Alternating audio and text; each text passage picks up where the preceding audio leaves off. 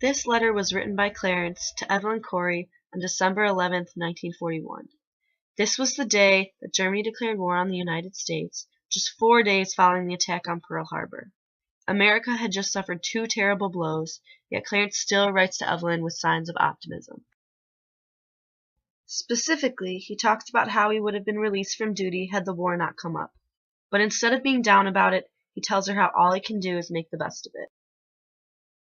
He tells Evelyn how even though his fellow soldiers didn't like it much at Camp Claiborne, everyone is now willing to do their part.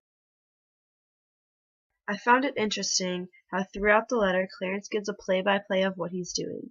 He says, "Back again but a day later," letting her know that he's 100 miles from where he was the day before. As one of Clarence's more humorous lines, he writes, "It's better than getting my head shot off over in China or someplace." Yet again we see Clarence looking upon his situation as having positive qualities, rather than him dwelling on the negative ones.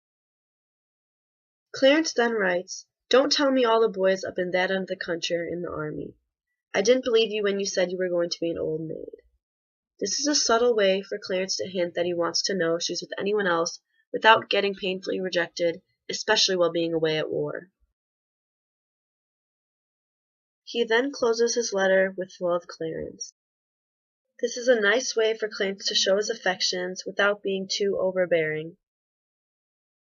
In the 5 pages of his letter, Clarence's casual and optimistic tone reassures Evelyn that all is well despite the harsh conditions that he faces in the war ahead.